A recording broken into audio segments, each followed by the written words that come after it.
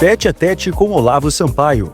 Oferecimento De Paula Estofados, Loja da Fábrica, na Coab e no Renascença. Tudo em até 12 vezes sem juros e com 1 ano de garantia.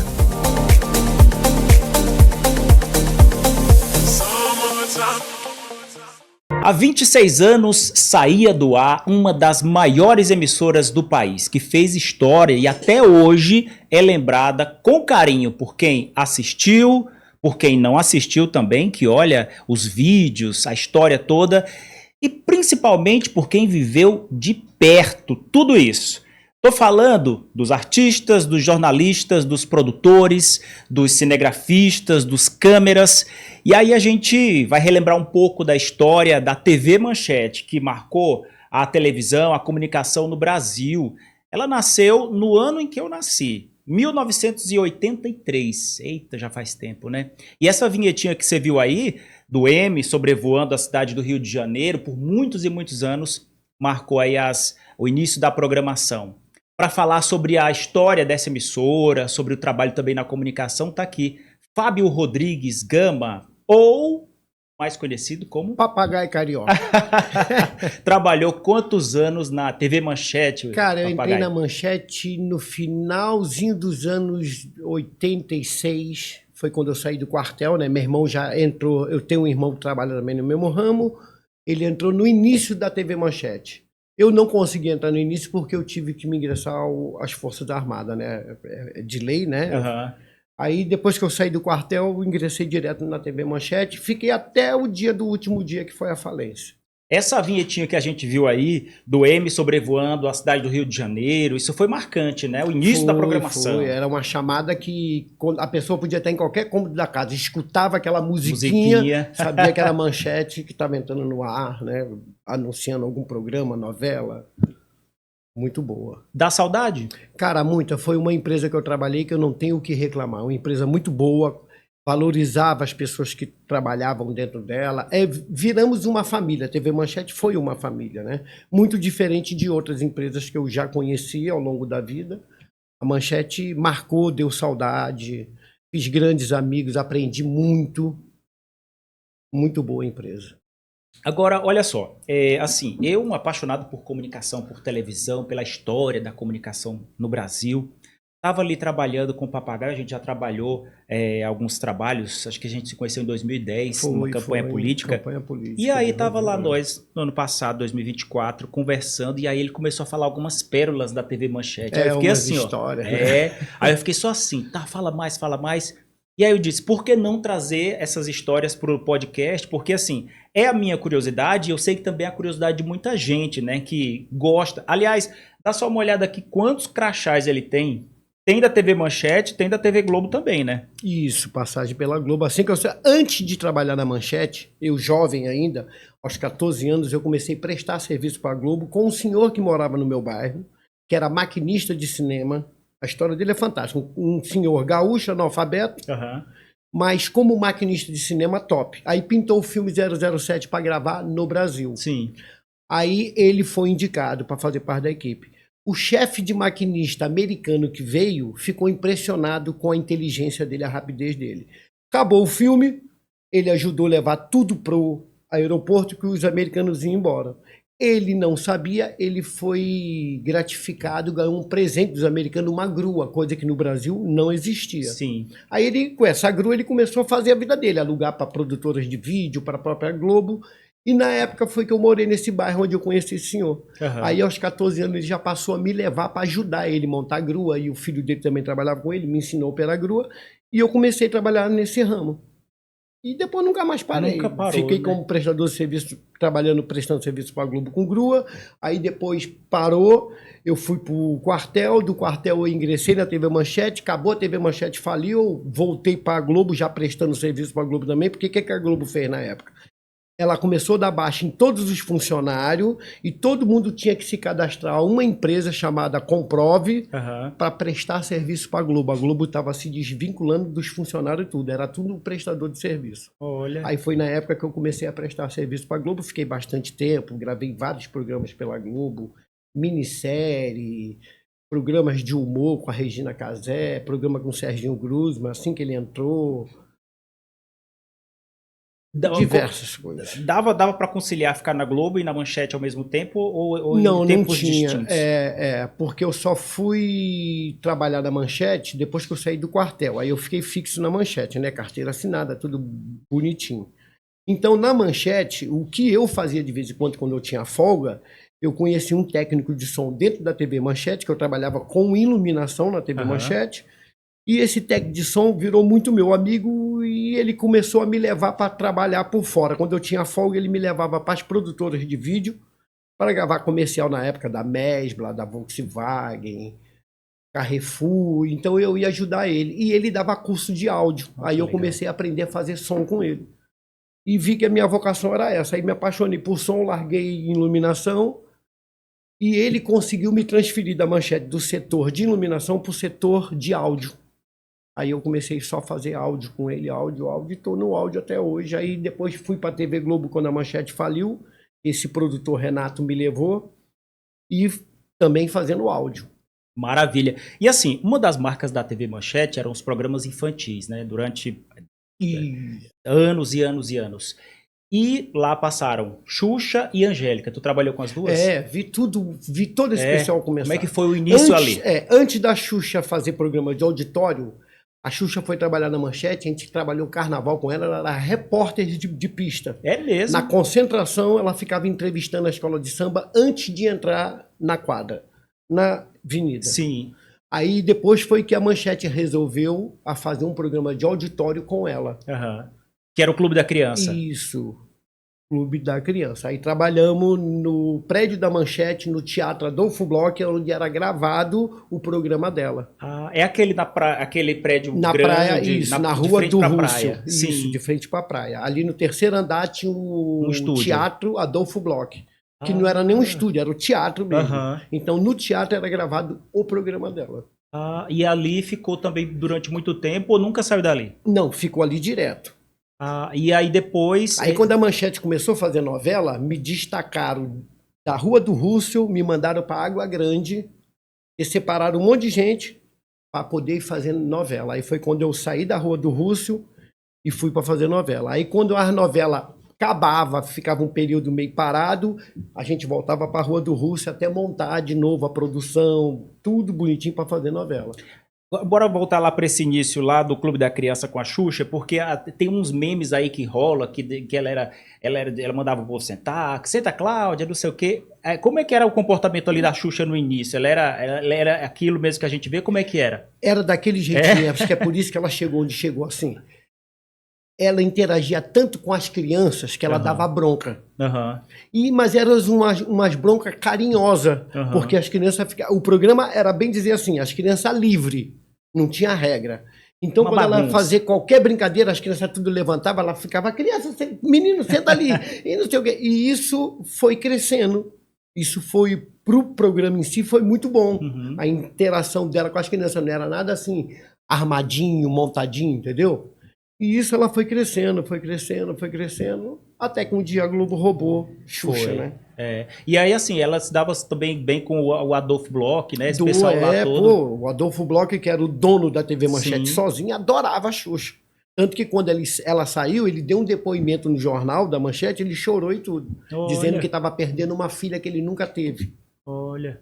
Porque na época ela trocou a Manchete pela Globo, mas assim, o pessoal tem muitas histórias. Tem alguma coisa assim de bastidores que tu lembra desse primeiro momento assim do Clube da Criança, ali que tu conviveu ali do dia a dia, alguma história interessante que te marcou? Não, o que eu acompanhava muito assim era o programa dela, né, que a gente trabalhava no programa dela, mas o que acontecia nos bastidores era difícil chegar informação pra gente. Então, fora do estúdio eu não sabia como é que acontecia a vida dela com a relação com a empresa e com o dono. Mas sei que ele e o dono se davam muito bem. Era um senhor já, o Adolfo Bloch, e ele adorava a Xuxa também adorava ela. Eu senti que a saída dela da empresa foi uma opção dela para poder se projetar melhor, porque a Globo tinha um nome, né, como tem até hoje.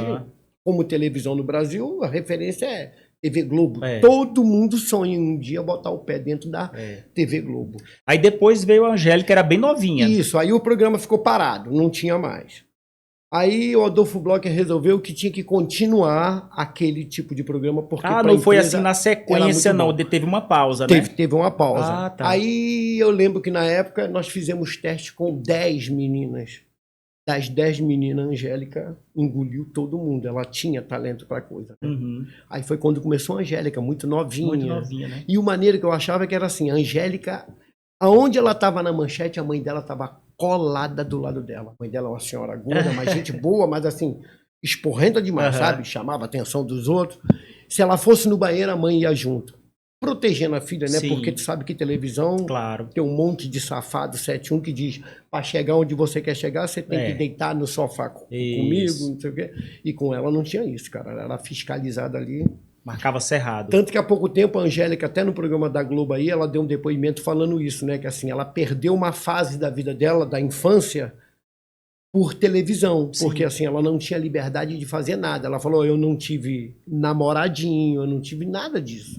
Minha vida era televisão, televisão, televisão. Por um lado é bom que a criança está ali se desenvolvendo e tal, ganha fama, dinheiro, mas por outro perde a infância, né? Porque em vez de estar brincando isso, ali, está trabalhando. Você interrompe um ciclo da tua vida, você não vive, você pula. Né? Você não vive isso aqui, mas vai viver isso aqui. É a lei da vida, né? Trocas. É verdade. Agora, Papagaio, outra característica muito marcante da Manchete foram as novelas. Teve o boom no Brasil inteiro, que foi Pantanal. Participou? Participei, mas antes de Pantanal, quem deu o primeiro chute para que a Manchete chegasse onde chegou? Foi um diretor chamado Erval Rossanto, que ele era da TV Globo, as novelas de época da Globo, toda de fama, quem fazia era Erval Rossanto. E na época, Adolfo Bloch pegou e chamou, convidou Erval Rossanto para vir dirigir uma novela na Manchete. Era a novela Dona Beija. E a primeira novela que a Manchete fez foi uma novela chamada Antônio Maria, era um romance português, mas não emplacou legal. E o Adolfo Bloch era fascinado por novela. Então ele queria fazer novela de qualquer jeito. Aí Erval Rossando veio para fazer Dona Beija. Aí Dona Beija foi o boom da Manchete, assim, explodiu. E, cara, um diretor top, um cara super humano, mas com as manias loucas. Vamos supor, tu vem trabalhar na empresa. Tu vai trabalhar na novela com ele. Se tu chegasse de vermelho, ele mandava tu ir no camarim trocar de roupa. Meu Deus. Ele não gostava de roupa vermelha. Doido. E o carro dele era um Monza vermelho. Ninguém entendia, entendeu? A gente dentro do estúdio trabalhava de fone. E ele ficava na suíte, que quem cortava as câmeras era ele. Ele dirigia e cortava as câmeras. Se tu assobiasse no fone, nossa, ele virava bicho. Meu Deus. Muito criterioso, mas ele... Isso, mas um cara super humano, assim.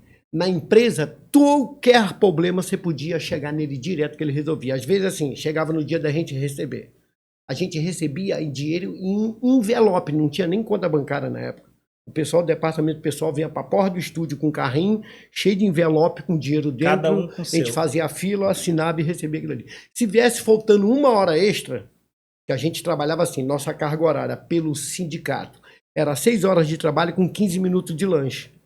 Só que a gente nunca trabalhava 6 horas, a gente trabalhava, às vezes, 18 horas por dia. Meu Deus. Mas pagavam as horas extras tudo. A gente já nem contava mais com o salário, a gente contava mais com a hora extra porque triplicava o salário. Se viesse faltando 1 hora extra, tu podia... O Erval entrou no estúdio para gravar, tu reclamar com ele, seu Erval, a minha hora extra veio errado. No outro dia tu recebia, porque ele ia no departamento pessoal e falava, ó, tem que pagar fulano... brigava. Então a empresa funcionava e ele fez a empresa crescer.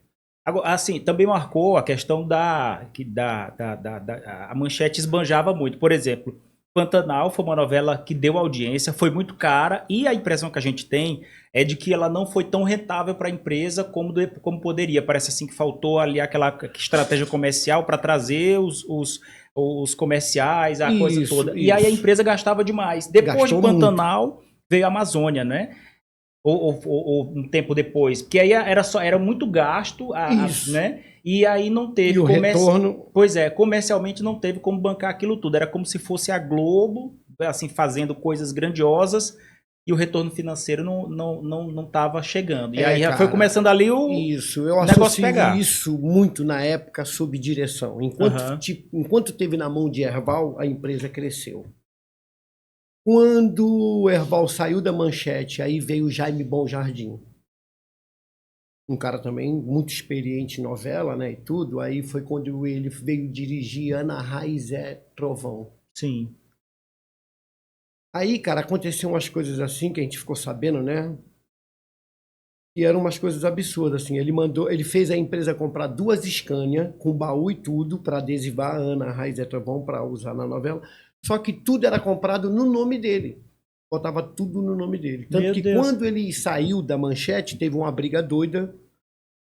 O nego falou que o dono brigou muito com ele, porque quando foram ver, ele carregou quase a empresa toda. Tudo que tinha comprado para a novela estava tudo em nome dele. Deu um desfalque Deu um tremendo. desfalque imenso. Então, assim, acham que até por trás dos panos tinha muitos investidores que, em vez de ir para a empresa, negociava com ele de direto. Merchandising, um monte de coisa, a empresa não via e quem recebia era ele. Sabe? Depositaram muita confiança nele e ele surrupiou a empresa. É o que a Aí, gente ficou sabendo na época. e assim, aí junta as novelas que eram muito caras, a estrutura da emissora que era assim, porque era de muita qualidade, né? Equipamentos. Agora, e judeu, tudo. cara, é uma raça trabalhadora demais. Eu ficava impressionado. Assim. Adolfo Bloch era Isso, judeu. judeu. Coisas que eu fiquei sabendo na empresa no decorrer do tempo. Uma vez eu vi o cara recolhendo cesto de lixo, Aham. até de banheiro. Aquilo ia tudo para um carrinho que o cara puxava com os tonel. E eu achava que aquilo era jogado fora. E depois eu fui ver, aquilo ia para um galpão. Tudo aquilo era prensado, papel higiênico, tudo, até tipo de papel.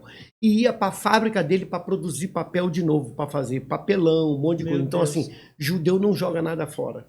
Tem outra mentalidade. A gente usava caneta na empresa. Acabou a caneta, tu ia no almoxerifado, tu não ganhava uma caneta nova. O cara tirava a carga da tua caneta, pegava uma carga nova e encaixava. Aquela carga vazia ia para a parada de Luca para encher de tinta de novo para reusar.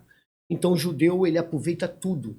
Equipamento, refletores, a Manchete não tinha. Então alugava de uma empresa chamada Quanta, que é conhecida no Brasil todo, de aluguel de material de luz. Eles alugavam, vamos supor, 10 refletores. Dos 10, um ia para a parada de Lucas. Os engenheiros desmontavam para fazer réplica iguais, idêntica. Então eles iam fabricando o refletor e mandando para Água Grande para ir devolvendo os da Quanta. Quer dizer, assim, eles para gastar, eles gastam naquilo que vai dar retorno. Eles não jogam nada fora. Mas aí, por outro lado, a empresa parece que gastou demais e não teve como se reerguer, Cara, né? eu senti assim, o dono confiou muito em muita gente e ele era dono sozinho, ele não tinha sócio. Adolfo Bloch foi dono da Bloch Editoras, que montou a rádio Manchete, a TV Manchete, tudo ele era dono sozinho. Antes da TV tinha a editora, né? Que já vinha com sucesso, Isso, aí depois virou a televisão. Aí a Bloch Editoras é que montou a rádio Manchete primeiro e depois montou a TV Manchete. Uhum. Poxa, mas aí não soube, parece que ali quando ele morreu, foi em 95, não foi? Isso. Aí quando ele morreu, ali já foi o princípio do fim. Virou um buraco, porque o único herdeiro que tinha era um sobrinho dele, que já era um senhor de idade também, chamado Jaquito. E ele não gostava de televisão e rádio de jeito nenhum. Então foi só o dono morrer para ele botar tudo ao chão. Não administrou, Não administrou, fez. a empresa começou a dever muito. Chegou ao ponto que na Rua do Russo, esse prédio, que era da TV Manchete, um prédio imenso, chegou ao ponto que a metade do prédio uma vez ficou sem energia por falta de pagamento. Meu Deus. A empresa do Rio de Janeiro chamada Light, que fornece energia elétrica, eu lembro disso até hoje. Um dia a gente estava gravando no estúdio, apagou tudo, aí foram ver, tinha um carro da empresa, um caminhão da Light, tirou o transformador que alimentava uma parte do prédio por falta de pagamento, depois que o dono morreu. Então ele foi desleixando a empresa, sabe? Para falir mesmo. Os atores de Brida, que já era a última novela também, Isso, a última já novela. ficaram sem receber. Isso, a gente gravou a novela Mandacaru, acabou a Mandacaru, depois de 15 dias a gente já ingressamos fazendo Brida, que era um romance de Paulo Coelho, Paulo né? Coelho. Cara, a gente gravou pouquinho tempo e de repente faliu. Não pagou ninguém. Os atores não receberam, nós não recebemos. Chegou ao ponto de lacrar a empresa e ninguém entrou mais para fazer nada. E o ruim é porque assim, a Manchete lançou vários artistas, a Maitê Proença lá com Dona Beija, esse povo todo, mas não tinha como segurar, né? Porque a Globo tinha como segurar, porque a Globo mundo. pegava. A Globo é uma potência, né? Todo mundo que foi surgindo bom, a Globo foi sugando. Era uma escola, né? Era uma escola. Não só da parte dos artistas, dos jornalistas, mas o pessoal de trás, profissionais, técnicos. todos. Saiu muita gente que veio trabalhar na Manchete veio do cinema. Sim. Porque o cinema na década dos anos 80, no Brasil, era só pornô chanchada. E pouco filme, se gravava pouco. Então, quando surgiu a Manchete, foi uma porta para esses profissionais do ramo ingressarem de novo, fazendo TV, porque cinema não tinha. Então, muita gente boa surgiu.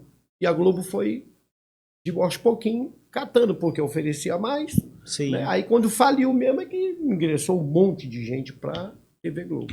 E aí teve o momento ali do apaga-luz, teve os últimos momentos ali do Jornal da Manchete. Sabia que eu lembro, eu tenho memória, quando tem a vinhetinha lá do Jornal da Manchete, eu me transporto para a época que eu, assim, quando eu era criança, porque assim, passavam os desenhos, era Samurai Warrior, sei lá o quê, Cavaleiro do Zodíaco. Aí o último Jiraiya, era muito bacana. E aí o último, se eu não me engano, já de 95, 96, parece que era Cavaleiro do Zodíaco. Depois vinha o Jornal da Manchete. Aí eu lembro da abertura e as primeiras notícias. Como eu era criança, eu não assisti, tudo aí era hora da gente fazer alguma outra coisa, mas me tem uma memória. E um jornal informativo muito bom que a Manchete tinha, era muito elogiado. O jornalismo da Manchete era top, cara. E tinha coberturas de carnaval. Olha, bora mostrar aqui, ó. Cobertura de carnaval. As tuas coberturas, aliás, a Manchete lá no carnaval. Essa era da Manchete? Isso aqui era Globo. Isso aqui foi como operador de grua, com esse senhor que eu tô te falando. Deixa eu ver aqui. Tu fez carnaval pela Manchete? Não. Fiz um. Deixa eu ver. Esse aqui era do carnaval de 85 pela Globo? Isso aí foi TV Globo, em 85, aqui, carnaval no Rio de Janeiro. Pronto. Se eu não me engano, isso aí foi a inauguração do Sambódromo. Esse aqui? Na época de governo Leonel Brizola. TV Globo. E aí, de cobertura de carnaval tem um monte aqui, né? Esse aqui... Tem carnaval, inauguração da TV Manchete São Paulo. Esse aqui? Esse aqui foi inauguração da TV São Paulo. Qual foi o ano? Não lembro direito, deve ter por aí. Olha aqui, ó. Ó, que legal. Aqui, ó. Isso aí, cara, foi top essa inauguração da TV Manchete de São Paulo. O prédio hoje em dia também é abandonado. Né? A TV Manchete, na inauguração de São Paulo, da TV Manchete de São Paulo, ela homenageou os grandes nomes de São Paulo.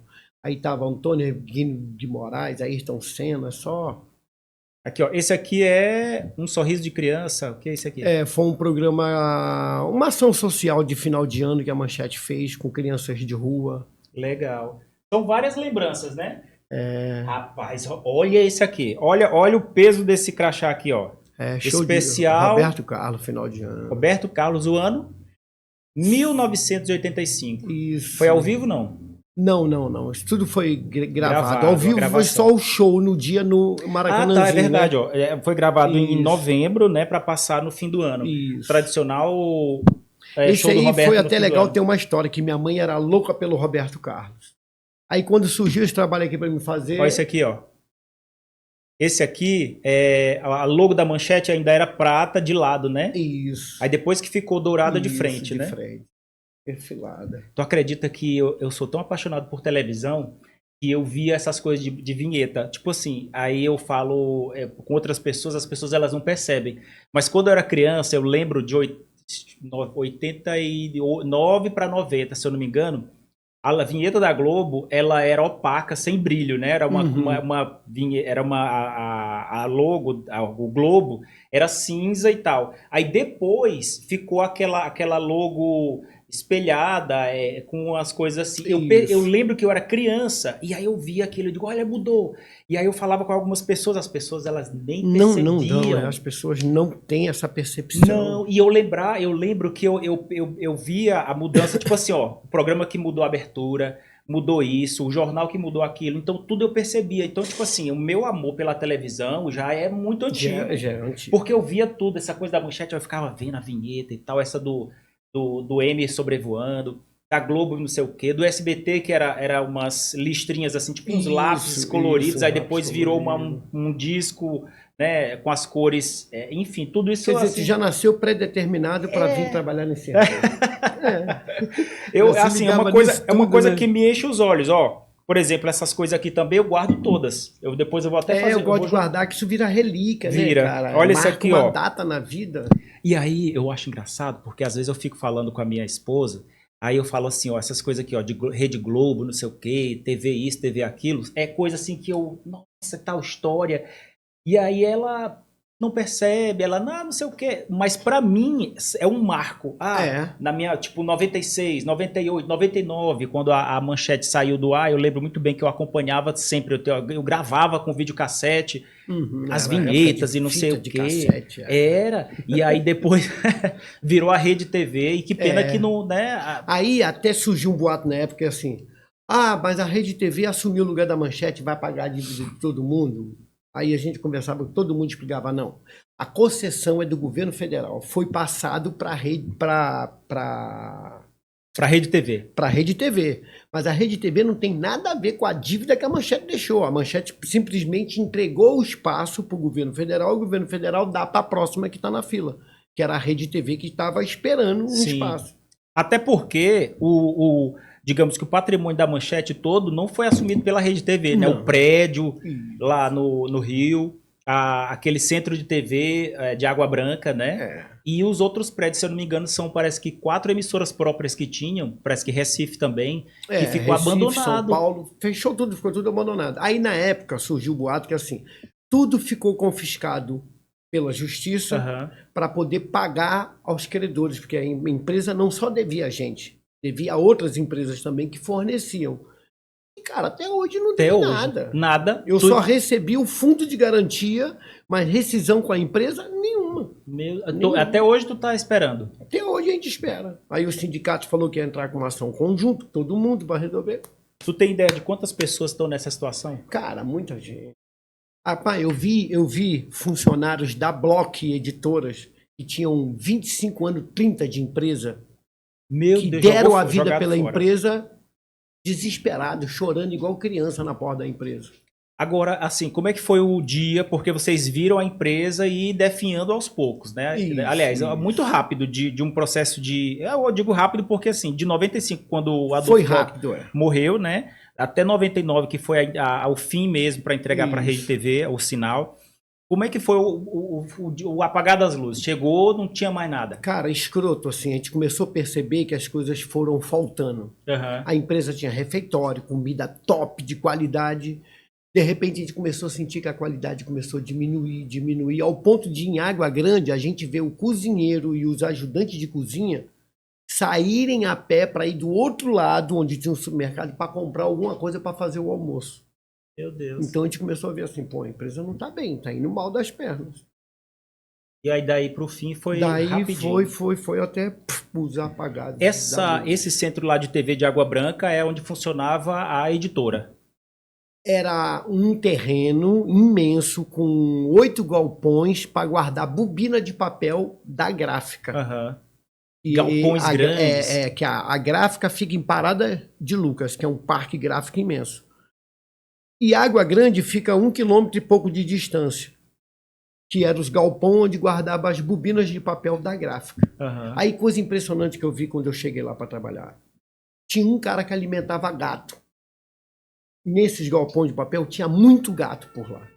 Aí uma vez de curiosidade, que eu sempre fui bisbilhoteiro, conversando com esse cara, eu falei, cara, por que tu alimenta esses gatos todo dia? Ele falou assim, o Adolfo Bloch me paga para me alimentar os gatinhos dele. Aí o cara explicou por quê. Porque as bobinas de papel são muito caras, que é papel invernizado. Sim. Se o rato roer, quando a bobina for para a gráfica, que botar nas máquinas rotativas, o sensor da máquina não puxa aquele papel porque ele está ruído. Ele vai ler que o papel está com a falha. Então ele criava gato para que não existisse rato. Entendi. E aí depois que a Manchete... que coisas essas histórias bem... Depois que a Manchete saiu do ar, acabou, tu ficou com essa dívida lá, né, que não recebeu. Veio para o Maranhão. Aí eu vim para o Maranhão a primeira vez com Regina Casé, gravar o programa Muvuca. Sim, lembro. Aí rodamos, aí eu fiquei no Hotel Vila Rica na época, ficamos aqui 45 dias, aí gravei no Centro Histórico, o programa dela era assim, ela livre, entrava nos comércios, brincava com o povo, fazia pergunta, o programa era meio doido assim. Aí depois disso eu viajei para outros lugares do Brasil com ela, aí o programa dela entrou de férias, me jogaram para fazer o programa de Serginho Grummer quando o Brasil completou 500 anos. Sim, eu lembro. Que era um programa chamado Ação, Amigo da Escola, mostrando ONGs, que é o terceiro setor pelo Brasil todo. Aí eu voltei no Maranhão de novo. Aí fui gravar no Circo Escola, que existia. No Era lá na Praia Grande. Pacanga, Aí lá eu conheci uma mulher, na época, sim. Entrevistamos ela e tudo, ela pintava paisagem em unha, ela era artista plástica, até hoje. E conheci essa pessoa lá e a gente começou a trocar papo e depois à noite ela disse que ia no Centro Histórico, eu saí do hotel, fui no Centro Histórico, encontrei com ela, com as amigas dela e rolou um romance. Cara, foi uma coisa louca assim, depois de um mês que eu voltei para o Rio de Janeiro, eu dei baixa e tudo e vim embora, viver com ela aqui. E não voltou mais? Não voltei mais. Agora, engraçado, e tem coisas na vida que acontecem, né? Antes de eu vir para o Maranhão, eu tive em Salvador, na Bahia, num projeto, no Centro Espírita da Mãe Menininha do Cantuá. Sim. Que é a filha dela hoje que toma de conta. Gravamos esse projeto lá.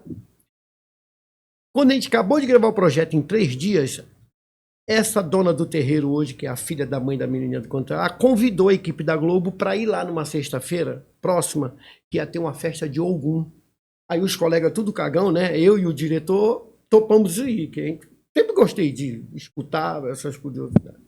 Aí eu e o diretor fomos.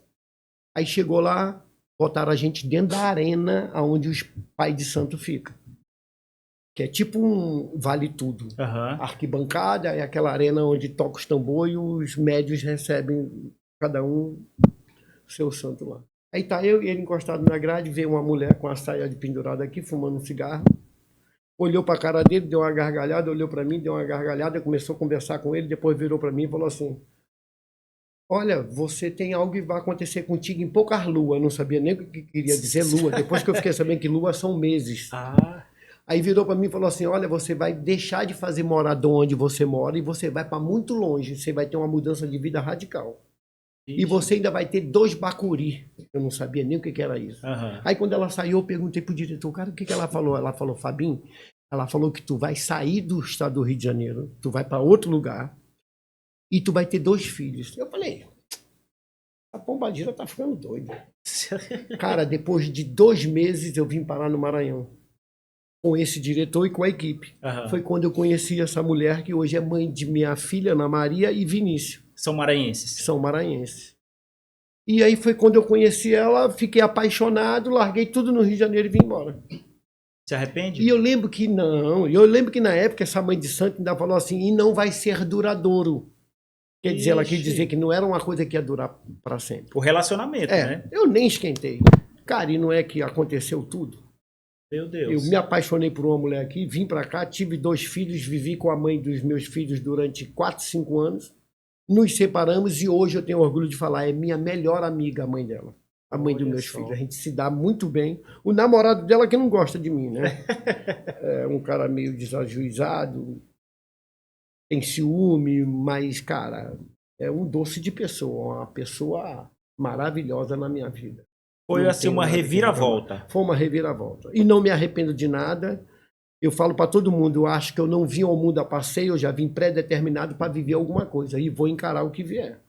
Olha, da melhor maneira possível. E nessas andanças todas, já o Maranhão mesmo já andou muito, né? Já conheceu muita coisa do Maranhão. Já rodei o Maranhão todo.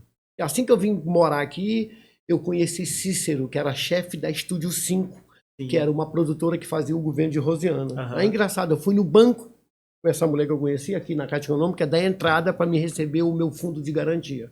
Quando eu apresentei minhas documentações, o cara que era o caixa do banco, quando olhou meus documentos, falou assim: tu trabalha nesse ramo de TV, tu tá aqui há pouco tempo? Puxou o papo comigo. Eu falei: eu cheguei tem um mês e pouco. Ele falou: tu já arrumou trabalho por aqui? Eu falei: não. Ele falou: vou te dar um telefone de um cara, procura esse cara. Que era do Cícero, que era chefe da parte técnica da Estúdio 5. Aí eu liguei para Cícero, ele falou: cara, dá um pulinho aqui. Eu morava aqui na Coama e a produtora era ali no estúdio, no Retorno do Caolho. Aham. Fui lá, conversei com ele gostou do meu papo, falou, ó, se tu quiser vir amanhã, a gente vai gravar com Rosiana, tem um depoimento para colher dela. Se tu quiser vir fazer, aí eu fui, deu certo, gostou, eu comecei a trabalhar. Com um histórico desse aqui, ó, passando pela Manchete, né? pela Globo, porque é o quê? Além dessas emissoras, teve alguma, pelo menos uma passadinha em alguma outra, não? Não, eu trabalhei muito no Rio em produtoras de vídeo. Aham. Como uma grande produtora que eu trabalhei no Rio era Momentos Filmes. Quando eu estava de folga ou de férias, eu ia procurar esses outros biscates para ganhar um dinheirinho. Aham. Aí trabalhei na Momentos Filmes, trabalhei na Girassol, que é tudo produtoras que tinha no Rio. Poxa, Muito bom, uma muito história, quando olha para trás, qual é o sentimento? É de ter algum arrependimento? Não. Eu tenho a música de Roberto Carlos, quando escuto, me conforta muito. Tem uma música dele assim, o importante é que emoções eu vivi. Isso aqui tudo eu vivi. Eu conto essa história que eu estou te contando, eu contei para minha filha, que hoje está com 22 anos, ela fica de boca aberta, assim, eu falei para ela, Ana Maria, eu conheci quando começou. Eu trabalhei com Cazuza, trabalhei com Herbert Viana, trabalhei com Renato Russo, tudo no início de carreira desses caras. Porque quando eu trabalhava com Grua, a Globo, todo musical, todo grupo na década dos anos 80 de cantores, a primeira vez que a música era lançada pelo Fantástico, musical do Fantástico, sempre gravava uma banda dessa. E a gente sempre fazia com Grua, que esse coroa alugava Grua, eu ia. Então, eu conheci Cazuza no começo de carreira, novinho. Sabe, assim, Radiotáxi, Paralamas do Sucesso, o Conjunto A Blitz, eu trabalhei com esses caras tudo. Porque assim, o centro da comunicação, da cultura do Brasil assim, principalmente pela Globo, que ajudou muito essa questão ali do Rio de Janeiro, ali daquela coisa toda. Então, assim, era Rio de Janeiro e São Paulo, né? O eixo, Rio de Janeiro e São assim, Paulo. assim, os artistas, os programas, assim, e as principais emissoras estão lá. Estão lá, Né? então o eixo então, é lá. O eixo é lá. Agora, assim, futuro. O que tu pensa de futuro em comunicação? Cara, futuro, eu penso assim, eu levo minha vida assim. Meu futuro é aqui, agora. Esse minuto, segundo que eu estou vivendo, porque eu não consigo prever o que vai acontecer daqui a 1 minuto, 2, quando eu sair daqui. Claro que a gente faz previsões, a gente faz sonhos, né? Eu quero fazer isso, quero fazer aquilo. Se vai acontecer ou não, não sei. Mas eu vivo o momento que eu estou vivendo agora. Porque aí você tá ali, espera, né? Quando espera coisas boas. Isso, quando os amigos me vêem na rua e perguntam assim, e aí, Carioca, como é que tá? Eu falo, lutando para não virar mendigo todo dia, porque se parar, tu dorme na rua, né? Verdade.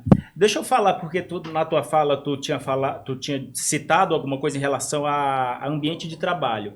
Entre Globo e Manchete, como é que era o ambiente? Não se compara, preferia cara. O quê? Manchete era uma família. Família mesmo.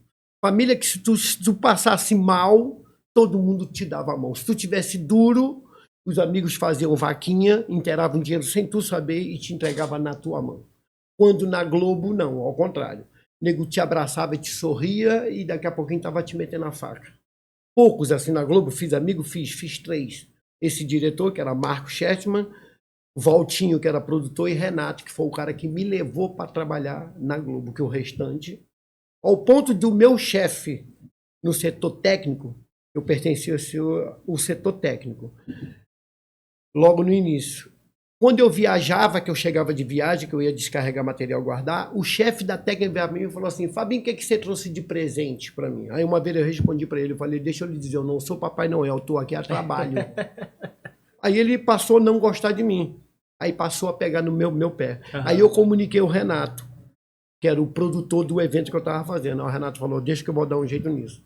Aí o Renato fez uma circular me tirando do setor técnico e me colocando no setor de produção. Quer dizer, eu passei a pertencer à produção, não mais ao setor técnico. Aí ele falou, Fabinho, ele não pode mais te falar nada, te pedir nada. Tu agora é pago pela produção. Porque a Globo tem um negócio de legal que funciona. Vamos supor, vai começar uma novela. Quanto é que é o custo dessa novela? É X. A produção é que contrata quem ela quer. Uhum. A produção liga para o setor técnico e diz assim, ó, eu quero fulano.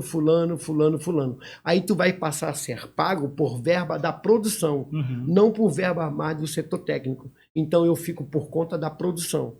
Se tem trabalho, eles me agendam os dias. Se não tem, eu posso ficar em casa. E o setor técnico não pode me chamar a atenção de nada, porque eu estou por conta da produção. Uhum. Aí eu consegui ter um padrinho dentro da empresa, que era esse Renato. Então, acabava uma novela, ele já ingressava para fazer uma minissérie, aí ele me carregava junto. Aí eu fiz pela Globo Muralha, um monte de outras minisséries. Eu fiz Riacho Doce na época, fui para Fernando de Noronha, fiquei 60 dias fazendo Riacho Doce, conhecer o Renato. Riacho Doce na Globo. Pela Globo. Uhum. Que eu era, na época, prestador de serviço ainda. E qual foi assim, o trabalho mais marcante? Por exemplo, Pantanal tu tava, né? Pantanal foi top, cara. Pantanal na Manchete. Vocês saíram com o núcleo lá de tudo, vocês se transportaram vocês foram pro Pantanal passar um tempo, né? Desses trabalhos todos, qual foi assim o mais marcante? Tipo, poxa, eu terminei com uma bagagem não só de dinheiro, mas uma bagagem cultural. Isso, Pantanal. Pantanal, eu cito que assim, todas as novelas da Manchete que eu trabalhei, eu achei muito legal. Mas o Pantanal trouxe isso, essa bagagem profissional de você sair do seu estado, ir para o meio do mato e ver coisas que eu nunca tinha visto na vida, cara. Eu saí à noite, porque assim, eles dividiram a equipe. Tinha a equipe que fazia o set de gravação da novela e tinha a equipe que fazia a captura de imagens de lago, de floresta, e aí eu fiquei pertencendo a uma equipe que fazia capturação de som ambiente. Pô, às vezes a gente saía à noite, cara, com os guias de lá de barquinho, aí tu escuta roncar de onça. Pô, que legal. Coisas assim, sabe? Tu fica alucinado, aquela orquestra sinfônica, tu no meio do nada, que não tem nada, é só floresta e lagos, tu escuta de tudo, coisas de referência que na cidade grande tu não escuta. É uma vivência diferente, né? Cara, top demais. A pessoa leva pra vida. Fernando de Noronha, né? Um sonho todo mundo conhecer. Eu falo pra todo mundo, é legal pra tu ir, fica 3, 4 dias. Fica lá 60 dias igual eu fiquei. É desesperador, não tem nada pra fazer naquele lugar. É mesmo. Tu visita todos os arquipélagos de Fernando de Noronha e depois não tem mais o que você ver. Fernando de Noronha, tu gravou qual foi? Muralha. Não, Fernando de Noronha, nós fomos pra lá na época fazer Riacho Doce. Ah, Riacho Doce. Muralha não, Riacho Doce. Entendi. Poxa, aí é um lugar assim, é uma ilha controlada pela Marinha. Você não pode passar de 10 horas da noite na rua, porque tem a patrulha da Marinha que se te pegar na rua, vai te botar no carro, te levar até a tua posada e tu vai assinar um termo de responsabilidade que tu não pode mais estar fora da posada a partir daquele horário. Meu Deus. Então é tudo controlado. A quantidade de carro que existe na ilha é controlada, não pode ter mais. Vamos supor, se na ilha tem que ter 60 veículos, não pode ter 61. Por isso que Fernando de Noronha é bonito e limpo do jeito que é. Porque senão se eu abrisse assim, né? Vira bagunça. Tanto que assim, quando você sai de lá para ir para o aeroporto, pegar o voo para vir embora para Recife, antes de você embarcar, tem um balcão da Polícia Federal, você tem que pegar a tua bagagem, despejar toda em cima daquele balcão, eles olham meia por meia, cueca, tudo para ver se tu tá levando conchinha de Fernando de Noronha, que não pode. É mesmo. Tudo é controlado demais. Meu Deus. É por isso que é o que é, né? Fernando de Noronha é um lugar, assim, porra, tu olha bonito demais, as praias, tu olha pra cá, o mar é azul, tu olha pra cá, o outro é verde, assim, coisa de impressionar. E tudo muito limpo, tudo muito organizado, porque há essa fiscalização. Isso não houvesse, meu irmão, tu sabe aonde o ser humano chega, ele destrói. É verdade, porque se não fosse controlado, uma hora dessa já estava ali vira bagunça, esculhambado, né? Bagunça. Eu ainda não fui, mas disse que é muito assim, você tem que pagar uma taxa por dia e isso, é bem... para tu poder ficar. Uma viagem que sai às vezes mais caro do que para viajar para outro lugar. Do que tu ir para outro Até para fora do Brasil. Só que eu dei sorte, assim, trabalhando nesse ramo, eu conheci o Brasil todo, fui em lugares top, em vez de gastar, eu fui ganhando. Sim. Comendo do bom e melhor e ganhando dinheiro. Sem tirar do bolso. Sem tirar do bolso, empresa só pagando. Colocando a empresa pagando e eu ganhando. Maravilha, maravilha. Tu acha que, só pra gente finalizar, vai ser falando assim da TV Manchete, tu acha que se ela tivesse no ar ainda hoje, seria ser uma concorrente de peso da Globo? Muito, já era na época. A Manchete quando se inaugurou no Rio, depois de 2, 3 anos, ela incomodou a Globo demais. Era pau a pau com a Globo. Sabe assim? Sempre abaixo da Globo, mas sempre incomodando a Globo. Audiência. Audiência é altíssima. Mesmo? Aí gravei também na Manchete, quando me tiraram uma vez de Água Grande, que a novela deu uma parada, me jogaram para o Rua do Russo, eu fui gravar Cabaré do Barata com a Gildo Ribeiro. Porque assim, a Rua do Russo é aquele prédio E bonitão, aquele grande, prédio, né, de frente. bonitão. E ele, ali tinha um auditório para os programas outros. Isso, tinha o Teatro Adolfo Bloch no terceiro andar, Aham. que virou estúdio que gravava Xuxa, depois veio gravar Angélica, e tinha mais 3 estúdios menores. No primeiro andar tinha um estúdio A, no quarto andar tinha um estúdio E e o estúdio B. Esse prédio, esse estúdio também lá, vários programas de variedade. Teve o. Quem mais que passou por lá? Eu gravei como é que é o nome do programa? Para Academia. Gravei um programa também com aquele... Raul Gil passou por lá na Manchete Raul também, né? Gil, isso. Gravei um programa com aquele estilista que morreu, O Clodovil. Clodovil. Top, top. Aquele cara era fantástico. Teve programa do Sérgio Malandro. O Sérgio Malandro também teve. Mas o Sérgio Malandro parece que já foi o final ali, né? Já foi o finalzinho. Mas quando o Sérgio Malandro veio para a Manchete fazer esse programa, eu já estava fixo fazendo novela. Eu nem...